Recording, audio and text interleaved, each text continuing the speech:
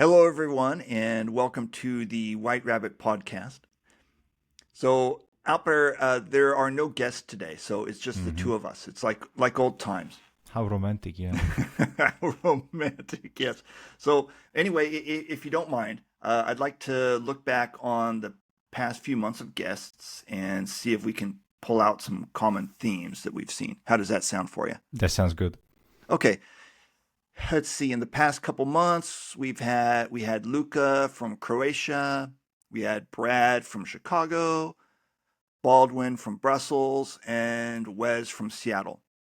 And when I look back on those episodes, I see everyone talking about trust in some form. Hmm.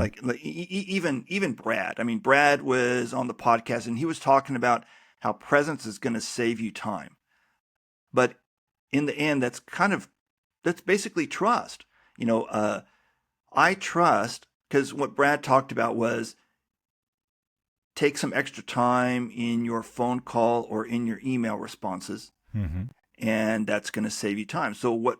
And people are going to that extra time is going to give you context, and you can use that context to understand what's going on, and therefore save time. And that's basically trust. It's like I'm going to give this person an extra moment of my time, which basically means I'm going to give this person an extra moment of my time, and I'm going to trust that I'm going to get some benefit out of it. So that's basically trust too. Even Brad was talking about trust. Does that Hmm. make any sense? Yes, it does. Okay. So I was wondering, on this subject of trust, and I was wondering, why is trust so important? Why is it so important that in 2 months of guests, we've had a bunch of people talking about trust in some form? And I thought about it a bit and thought, okay, well, trust is what helps the audience put up with you when you are, shall we say, suboptimal. I have suboptimal. I have another word that also begins with S, but I don't want to say it because otherwise we might, get a explicit rating for the podcast. So Yeah, let's not go suboptimal. there. Yeah, let's not go there. So trust is what helps the audience put up with you when you are suboptimal. And what I mean by that is that when you're up there presenting, you're up there in front of the group, and you're stuttering, or you're sweating, or your mouth is dry, or you shake people's hands afterwards and they're cold and clammy or something like that. And trust is what causes people to say, "Yeah, get past that. Get past this, stuttering or this cold and clammy hands. Get past that. Get past the surface because what this person has to say or what this person is proposing or what this person has done is really good stuff. And that's the Yeah, important stuff that we yeah. need to pay attention to." So that's one of the benefits that trust brings. When the audience has trust in you as a speaker, it So benefits. many things can be overlooked. Yeah. Yeah, so many things can be overlooked, and it benefits you as a speaker. But it goes the other way too, because the benefits of the audience feeling trust, they don't just benefit the speaker. The benefits of the audience having trust benefits the audience too. It's like what Brad was saying. He was basically saying that if you trust others, you're going to benefit. If you trust others, you'll have more time for yourself too. Hmm. So this trust thing, we know it's important in presentations, and we've been talking about it for a couple years. So I wanted to dig into that a little bit today, and specifically some techniques for how you can build trust with your audience. How does that sound? That sounds good. Yeah. Okay. Should I start, or do you want to start? Well, I have a couple of things on my mind, but I'll wait for you because I think they will integrate well Okay. to your talking points. Okay. The first thing that I wanted to mention, it's kind of a caveat, and that is limit your expectations. Recognize that building trust is largely it's a long-term project. You can't walk into a presentation and think I'm at zero now. These people have never even met me, and they're going to trust me as much as they trust their own mother by the end of my 15-minute presentation. It doesn't, life doesn't work like that. So limit your expectations. Keep in mind the caveat that building trust is largely a long-term project. I mean, here today we're going to mention some short-term tips, some tips that you can use inside of your presentation, but keep that caveat in mind. Just to be clear, we're talking about limiting the expectations, right? Not Yeah, downright killing them and yeah, saying that you will never be able to build a yeah. trust on the That's first on the first spot that you see these people. that's true. You're limiting your expectations. You're not Okay. killing them entirely. Okay. So the first one that I wanted to mention was, borrow trust. You know, Hmm. who do people trust the most? They trust their parents. They trust their mom and dad. And when they were a kid, what did their parents often do? Their parents often told them Fed stories. them. Well, yeah, there's that You- too. They they so you fed can them, and feed your audience for them to trust you you. can give them a sandwich. Yeah, you could. Okay, so the parents they fed you and they put a roof over your head. They Yeah. gave you a bed to sleep in. Yeah. But another thing that parents often did, or most parents often did, was that they told them stories. Yeah. They told their kids stories, and you know, so you can go to those techniques, the storytelling techniques, to take advantage of some of that borrowed trust, and to utilize these storytelling techniques. Like, it's great if you have a gazillion hours to study up on the finer details of telling stories, but you don't even have to do that. Just like some of the really simple ways, some of the techniques that you can use are really simple. Hmm. Like, for example, you could start with a time shift phrase, and the childhood version of that, of course, is once upon a time. But in a business environment, I mean, you can't use a phrase like that once upon a time. I mean, if you start out here, if you start out your presentation with once upon a time, they're probably And going to they laugh you lived out of happily ever the. after at Yeah, the end of the yeah, presentation. yeah. You're probably not going to be able to use phrases like these. But so you do need to repurpose this sentiment, or repurpose these phrases for Hmm. business use. And one way that you can repurpose or rephrase once upon a time, you could say anything that shifts the time, like 2 weeks ago or a month ago, or, a couple years ago, or something like that. That serves the same purpose. It's a time shift phrase. And another way that you can utilize these beginnings of stories is, we just talked about the time shift phrase. Another technique that is often used is a location shift phrase. The childhood version would be once upon a time in a land far, far away. And you can't start your business presentation with that phrase. Yeah. But what you can say, like for example, if you are selling into another country, you could say, last week we had a customer in Romania, or a customer in Poland, or a customer in the UK, or a customer in France, or something. You're basically transporting the listener to another location. And you can do that if you're in the same country too. If you're in where I live, if you're in Turkey, then you could say, last week in Konya, for example. You name another city in Turkey. Um, but these time shift phrases and these location shift phrases, you're borrowing trust basically, because these people, they've been trained since childhood, literally since childhood, that when they hear these phrases, a time shift phrase followed by a location shift phrase, they've been trained since childhood that when they hear these phrases, mom and dad are probably nearby and a story is about to start, and that Hmm. starts the trust hormone flowing. So that's one thing that you can do, is to borrow the trust. Another thing that you can do is to show that you know them, and You the mean the audience? yeah, show the audience that you know the audience. And the most common, and one of the best ways I think to do that, is to describe their problem to them Hmm. better than anyone else can describe it. And remember, a couple months ago, we did an episode with Berk Timberolu. Do you remember that? Yes. And in that episode, he talked about the problem solution cycle. And one thing that he mentioned was that, especially in the professional management world, people tend to spend too much time describing the solution. And he was advocating that people spend more time describing the problem. And I Yeah. would agree with that. Spend more time describing the problem than you initially think you need to. Unless And you're absolutely sure that the audience is very well aware of the problem and yeah, you're I mean, just wasting their time.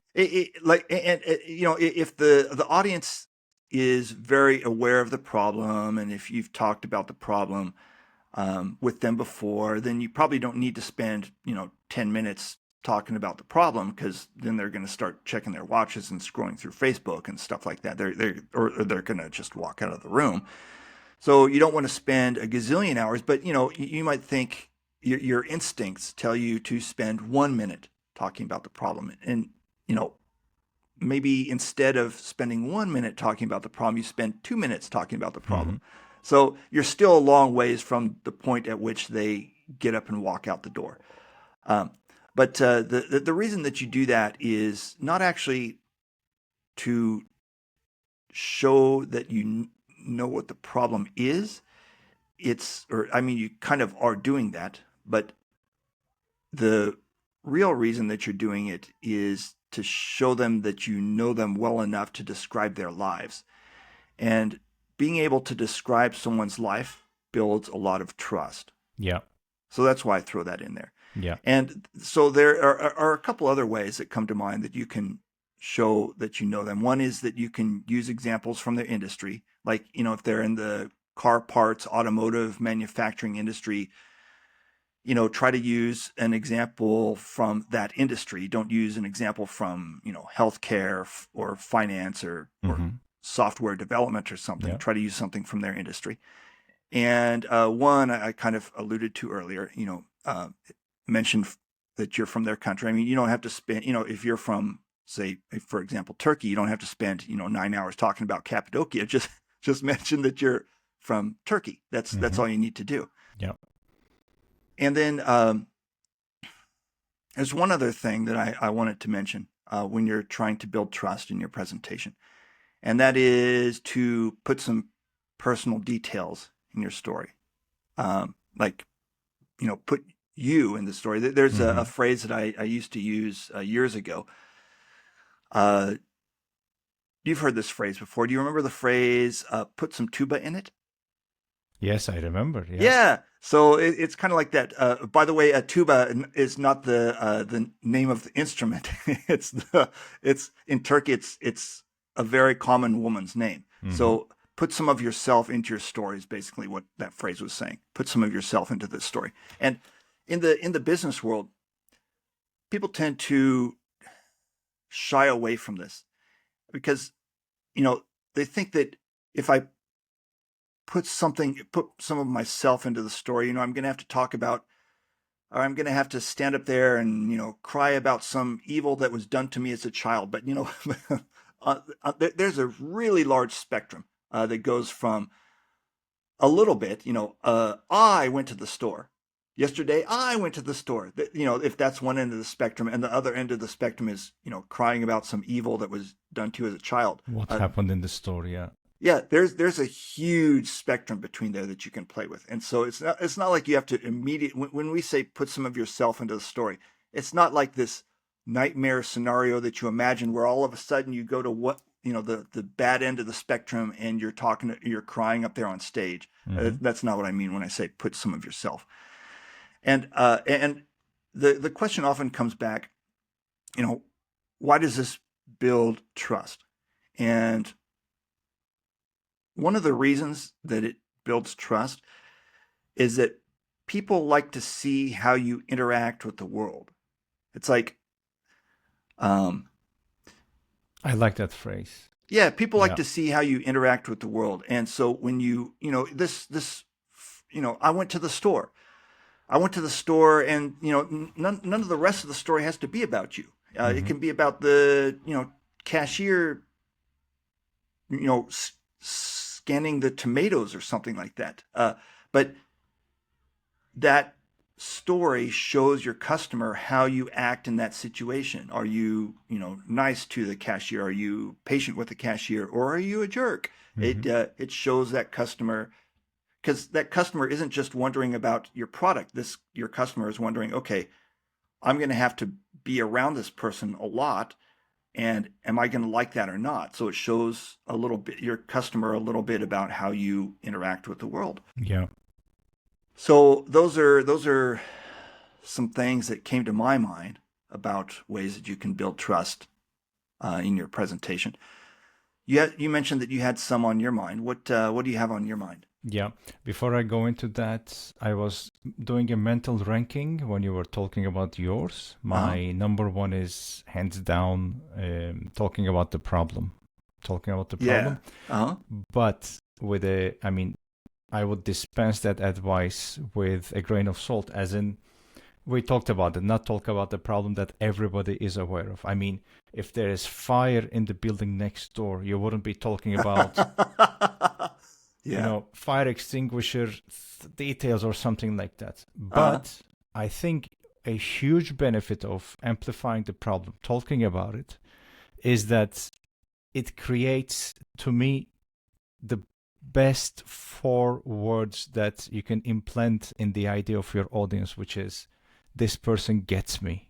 Wow. I think if you are able to create that impression, if you are able to get them to say that internal, of course, they're not going to, well, sometimes maybe they will tell you out loud, but if you are able to create the circumstances in which they will think to themselves, this person gets me, this person understands me, I think it would create wonders in building so much trust and Yeah. credibility in the eyes of the audience. So for that, talking about the problem would be my number one pick.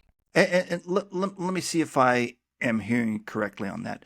It sounds like you're also saying that there's no magic formula that tells you how much time to spend on describing the problem. So you have to use kind of Yeah, your human judgment. It's yeah. like, okay, should I spend 1 minute talking about the problem, or should I spend 10 minutes talking about Hmm. the problem, or should I spend somewhere in between there? Is that what you're saying? Yeah. And I Okay. think you deep down, I think the speaker knows, the Uh huh. audience knows whether the problem itself merits an explanation of 30 seconds or Mm. 30 minutes or 5 days. I mean, I think people know that. And if there's a discrepancy between the knowing and the expectation, of course there will be problems. But yeah, you will get some signals from the audience. Just like you mentioned, they will check their phones, they will check their Facebooks. By the way, I don't think anybody checks their Facebooks anymore. But you will feel that they are disconnecting from you. So that's the cue to know the limits of the problem explanation. But it still remains as my number one on all those things that you mentioned. Yeah, and just a side note on Facebook, because I'm kind of laughing about that. I'm thinking about Facebook. Like in 2015, I practically lived on Facebook. It's like, Mm-hmm. you post a photo there and I'll see it the next day. But Yeah. now that I think of it, I haven't like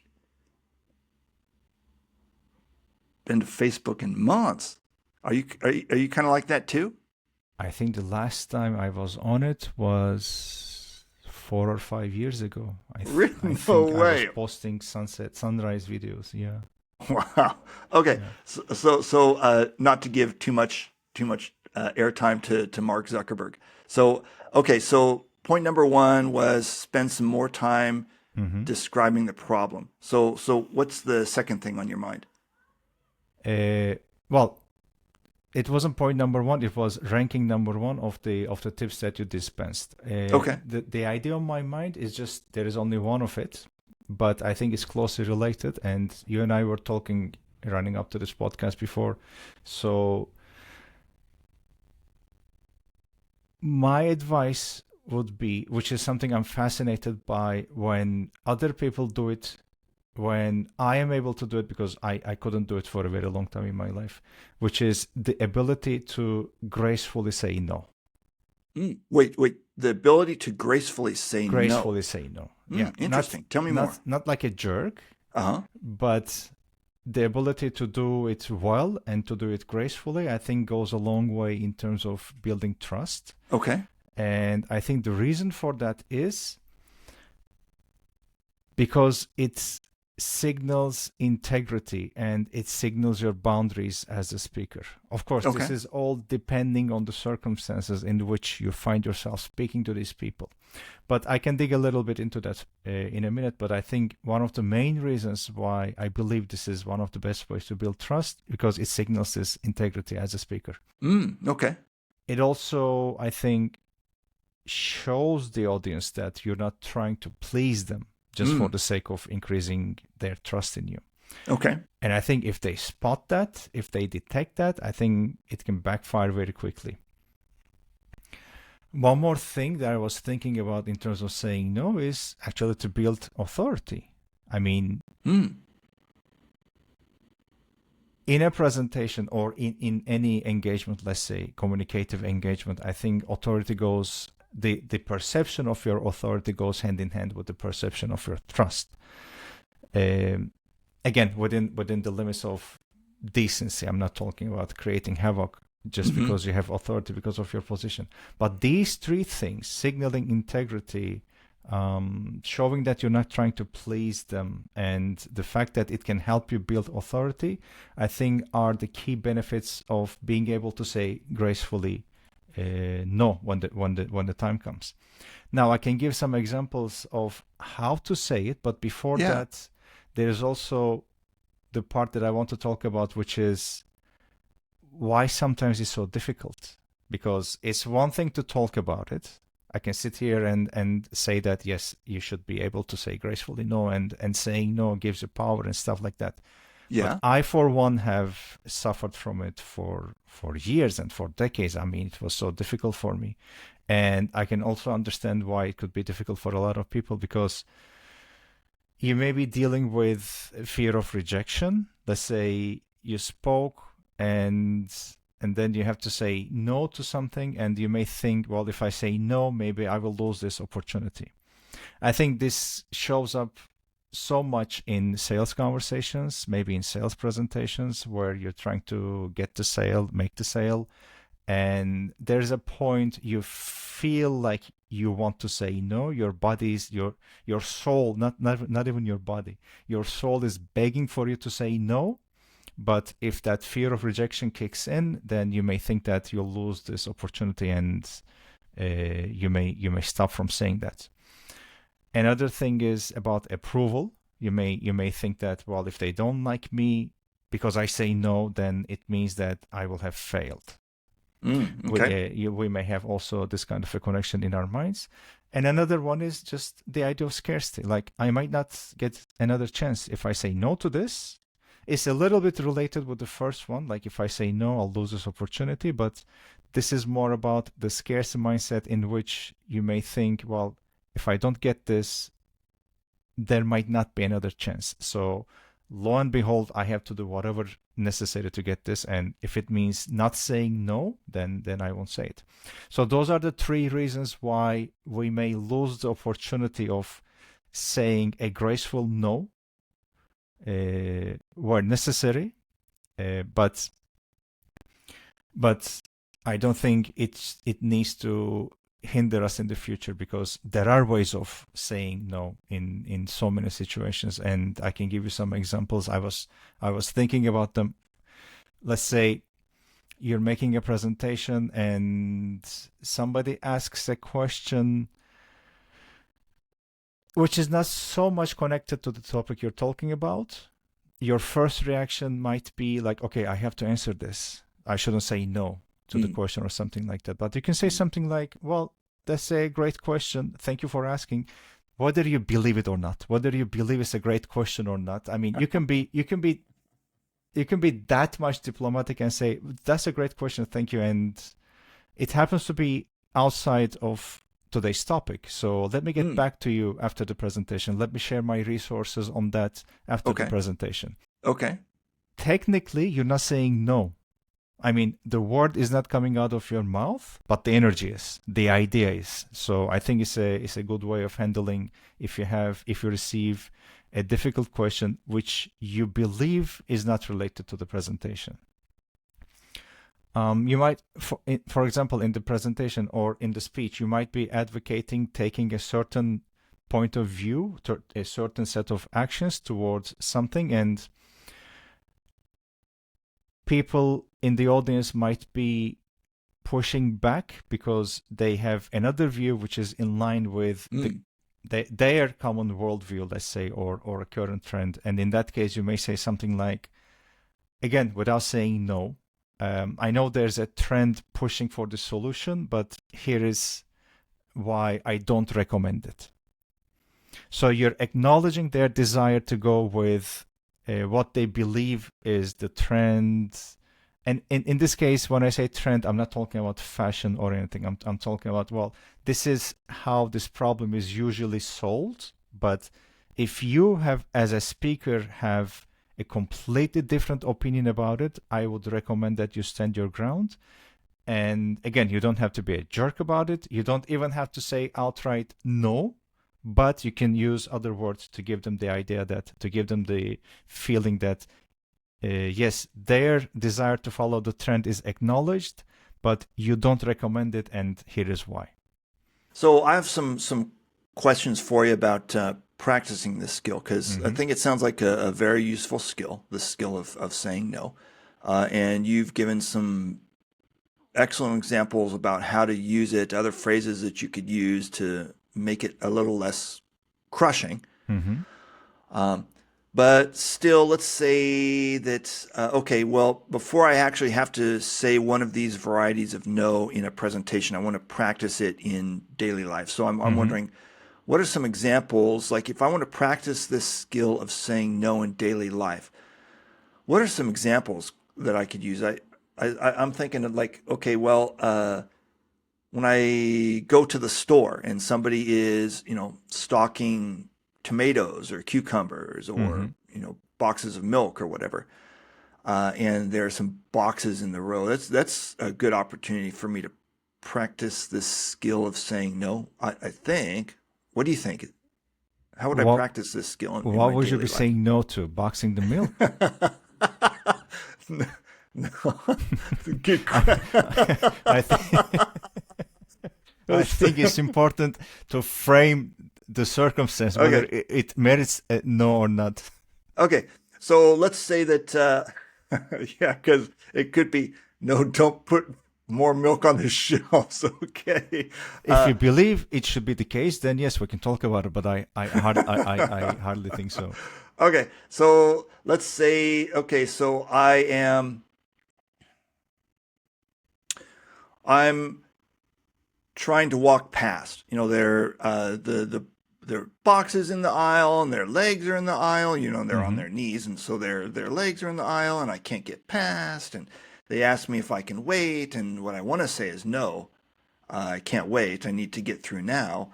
Is so is that a good, like, if I'm looking for some examples of ways to practice the skill of saying no, I could probably use a situation like that, right?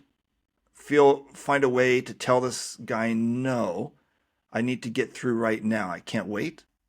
Like that? Well, supermarket aisles may not be the best place to Uh-huh. practice because I mean, I would like to tie saying no, for example, from your perspective. Uh-huh.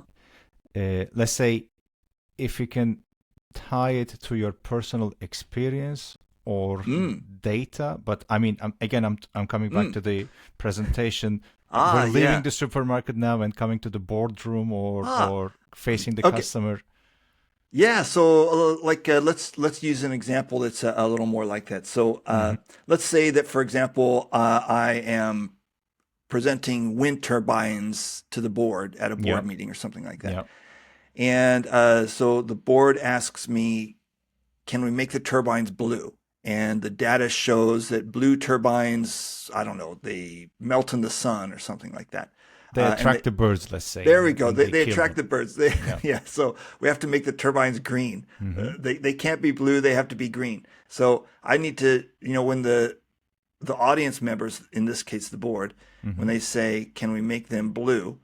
Uh, I need to tell them no. We can't make Hmm. them blue. They need to be green. So when you say include some data, I could couch my answer as no, sorry, we can't make them blue because blue, the data shows that blue turbines kill birds, and so we need to make them green. Is that what you're saying?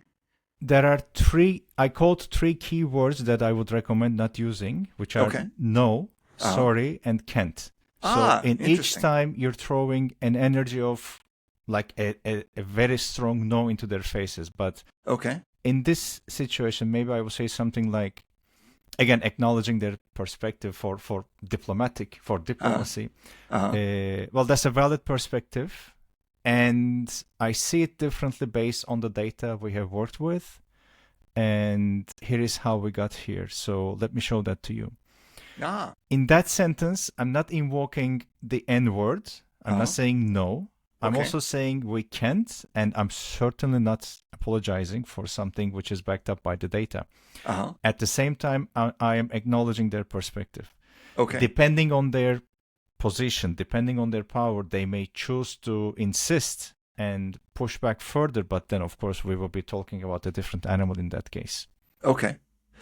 So we need to wrap up for today. So before we wrap up, anything else that you'd like to say on this topic?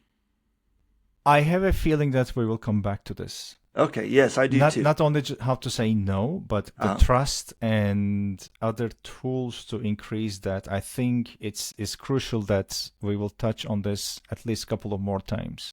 yeah, I think so too. So, anyway, so we'll wrap it up for today. So, thank you very much for joining us on the White Rabbit podcast, and thank you, Alper, and I'll see you next Thank time. you. See you next time. All right, talk to you later. Bye bye. Bye bye.